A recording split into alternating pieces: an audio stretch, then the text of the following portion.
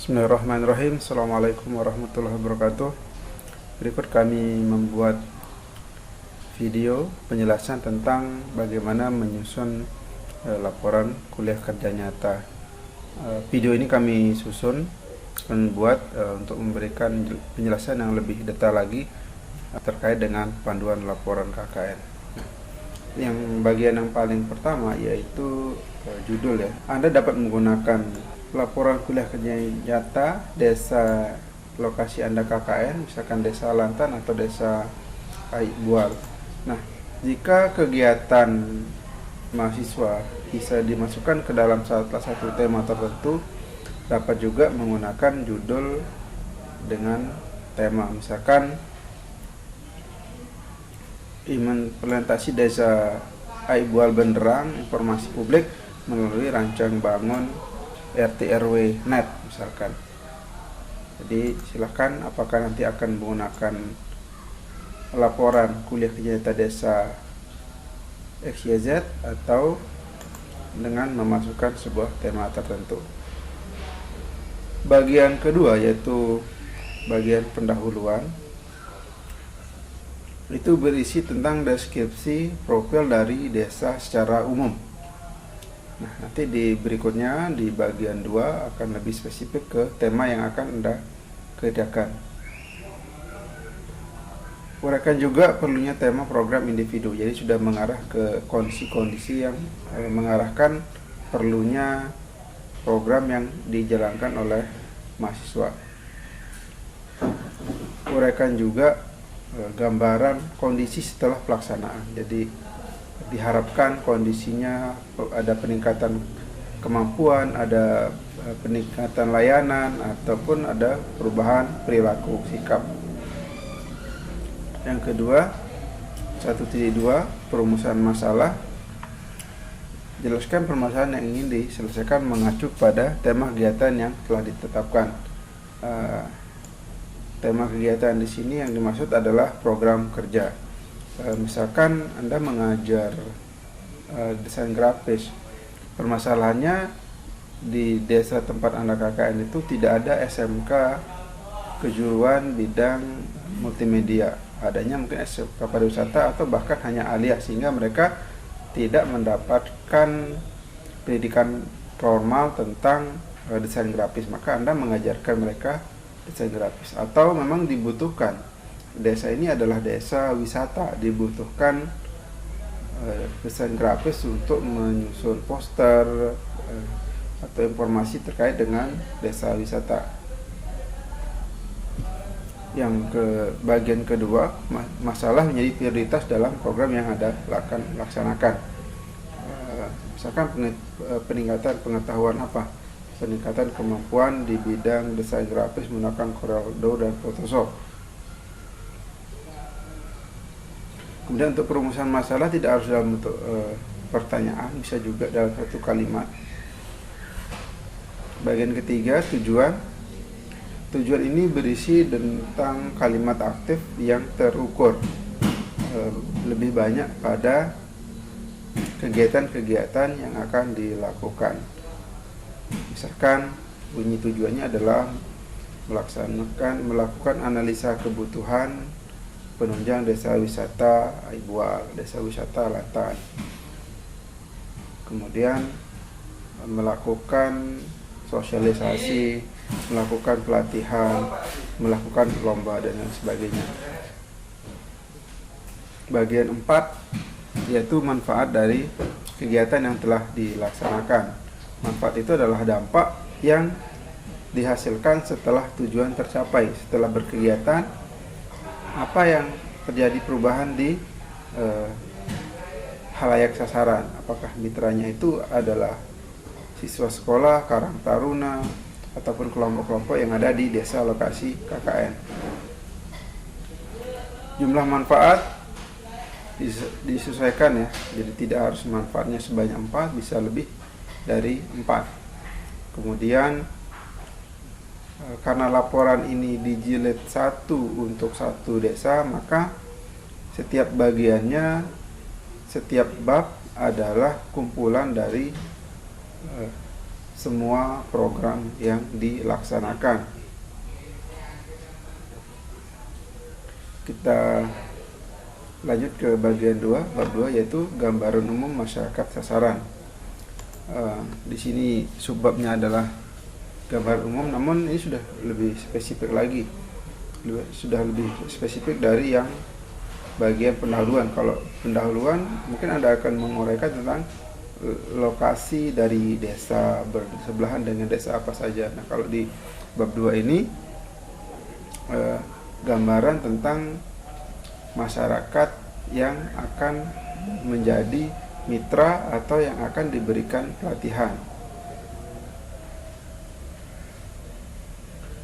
Nah, diharapkan bab 2 ini hasil Anda melakukan survei, observasi maupun mengunjungi postingan-postingan yang resmi, postingan misalkan ada web desa atau web kabupaten yang menguraikan, membahas tentang desa Anda KKN. Nah, termasuk di dalamnya mungkin sudah membahas lebih spesifik bagaimana UMKM-nya, bagaimana masyarakat di sana. Uraikan potensi lokal yang ada di masyarakat yang berpotensi untuk meningkatkan keberhasilan program. Misalkan adanya produksi ayam yang relatif stabil melebihi dari pelanggan tetap, maka mungkin Anda punya solusi, mungkin Anda punya pengetahuan bagaimana melakukan promosi secara digital supaya serapan dari produksi ayam tersebut tidak overproduksi. Misalkan lokasi KKN itu tercover sinyal 4G, masyarakatnya sudah memiliki smartphone, sudah terbiasa mengakses internet, maka itu menjadi potensi untuk Anda melaksanakan kegiatan pelatihan digital marketing misalkan. Termasuk juga nanti Anda akan menguraikan bagaimana khalayaknya, bagaimana sikap dari masyarakat. Misalkan mereka memiliki kemauan yang tinggi untuk belajar. Bab 3, metodologi. Metodologi merupakan tahapan bagaimana Anda memberikan solusi kepada masalah atau bagaimana Anda memberikan nilai lebih dari yang sudah ada. Nah, metodologi ini menguraikan tentang langkah atau cara Anda untuk melakukan kegiatan. 3.1, bagaimana Anda merencanakan sebuah kegiatan. Nah, kegiatan ini kan mengacu kepada program kerja yang telah Anda susun. Di program kerja Anda merencanakannya seperti apa? Apakah Anda melakukan survei terlebih dahulu, kemudian Anda melakukan rapat, itu semua diuraikan di sini. Kemudian juga berisi tentang perencanaan untuk mencapai tujuan. Bagian 3.2 yaitu persiapan. Jadi sebelum berkegiatan Anda tentu melakukan persiapan. Untuk diklat tentu Anda menyiapkan materi, Anda menyiapkan dokumen, absensi, kemudian ada modul, alat peraga dan sebagainya. Dimungkinkan juga Anda melakukan MOU dengan mitra, misalkan di sana Anda bermitra dengan Karang Taruna, Anda bermitra dengan kelompok ternak atau kelompok pengusaha yang ada di desa. Yang ketiga, penjadwalan kegiatan, bagaimana Anda mengorganisasi sumber daya manusia, alat dan bahan yang diperlukan. Jadi Anda menguraikan semua persiapan yang Anda lakukan. Nah, di sini termasuk juga untuk program project. Jadi project itu tidak mesti nanti begitu selesai sudah ada hasil. Namun di project juga menguraikan bagaimana perencanaan dan persiapan. Bagian 4 berisi pelaksanaan dan evaluasi. Nah, ini yang sering menjadi pertanyaan, bagaimana membedakan program kerja individu dengan yang ditugaskan dari desa. Di sini 4.1 merupakan kegiatan penugasan. Mungkin dari desa menugaskan kepada mahasiswa untuk CAT. Nah, bagaimana Anda melaksanakan itu? Di sini bisa diuraikan tentang penjadwalan, siapa yang bertugas di hari ini, dan bagaimana mengorganize personel untuk melaksanakan kegiatan penugasan. Kemudian kegiatan sosial dan keagamaan, seperti yang ditugaskan bahwa mahasiswa wajib untuk mengikuti kegiatan sosial, entah itu ada kegiatan bakti lingkungan, kegiatan untuk membersihkan masjid tiap hari Jumat, ada gotong royong, mahasiswa wajib untuk mengikuti. Kemudian ada kegiatan-kegiatan keagamaan. Di beberapa desa itu ada kebiasaan untuk membaca Al-Barzanji di malam Jumat, atau ada pembacaan Hizb kalau yang tanya berbasis NW.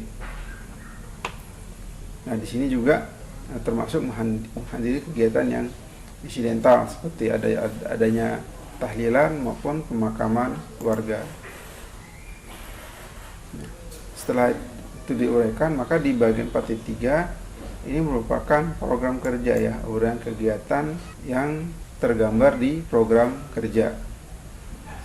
Nah, di sini ada subbabnya lagi. Kalau di bab bagian 3 sampai dengan perencanaan dan persiapan, di sini pelaksanaannya. Kalau Anda sudah mempersiapkan sebuah pelatihan, maka di sini diuraikan tentang pelaksanaannya. Waktu pelaksanaan, apa yang Anda lakukan? Mungkin ada pretest, kemudian ada pelatihan 1, pelatihan 3, ada post-test, ada testimoni, ada lomba. Di sini diuraikan tentang bagaimana proses dari pelaksanaan. Kemudian subbab 4.3.2 adalah evaluasi, bagaimana hasil dari kegiatan tersebut, apa saja yang menjadi faktor pendukung, penghambat, dan capaian program. Yang paling penting di sini adalah capaian program. Bagaimana tingkat keberhasilan dari pelaksanaan program. Di sini dideskripsikan bagaimana capaian-capaian dari mitra. Misalkan sebelum dilatih, mereka tidak mengenal sama sekali aplikasi pengolahan untuk desain grafis. Setelah mahasiswa melaksanakan program kegiatan KKN, maka mereka bisa membuat poster. Ada berapa yang bisa membuat poster?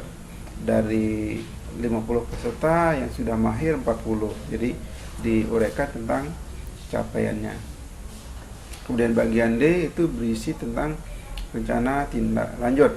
Misalkan pada pelatihan ini sampai dengan membuat poster. Ini hanya contoh saja ya.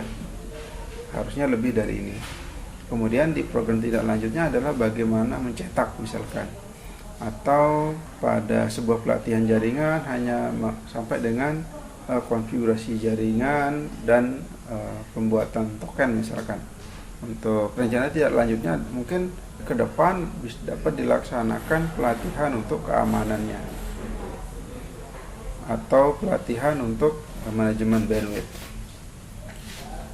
Nah, di sini program kerja X, Y, dan seterusnya itu disesuaikan dengan program kerja. Nah, jika program kerja di sebuah desa itu ada 15, maka subbabnya untuk bagian 4 ini adalah sebanyak 15.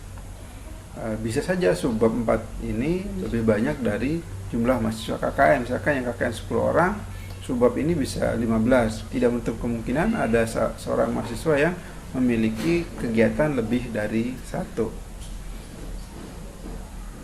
Untuk program kerja yang project, maka di sini diuraikan tahapan sesuai dengan metodologi pengembangannya. Apakah metodologi pengembangannya PPDIO untuk jaringan, waterfall, R&D, extreme programming, atau metode lainnya. Tidak hanya menjelaskan pengembangannya menggunakan bahasa PHP dan MySQL selesai, tidak seperti itu tahapan-tahapannya. Tentu dalam perjalanan ada diskusi, ada perbaikan dengan stakeholder, dengan pemerintah desa, maka itu diuraikan di bagian ini. Bagian 5 berisi kesimpulan dan saran.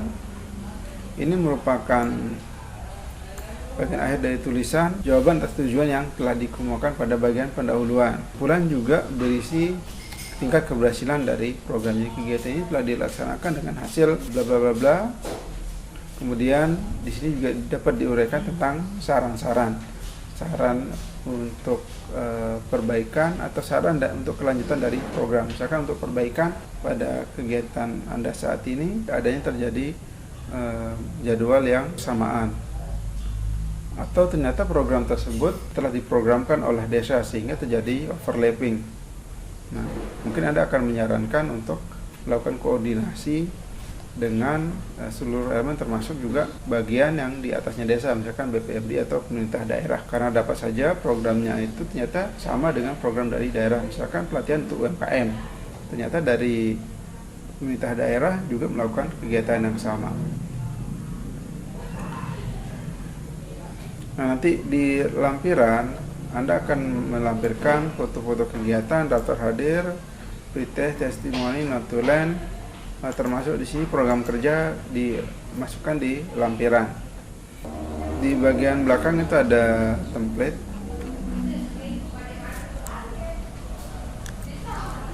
Untuk cover seperti ini ya. Silakan nanti mengisi desanya, atau jika punya tema silakan diisi temanya. Nama dimulai dari nama ketua, anggota, nama anggota dan NIM sampai dengan anggota terakhir. Nah, ini urutannya biasanya dari pejabatnya dulu, ketuanya, wakil jika ada, sekretaris bendahara, kemudian anggota-anggota yang lebih aktif. Jika ada yang ditanyakan dapat menghubungi dosen pembimbing dan panitia. Jika ada yang kurang maka kami akan menambahkan di kolom deskripsi. Silakan jika ada yang kurang nanti bisa ditulis di kolom komentar, dan jangan lupa untuk meninggalkan nama Anda supaya kami tahu siapa saja sudah melihat video tutorial ini. Terima kasih, semoga bermanfaat. Assalamualaikum warahmatullahi wabarakatuh.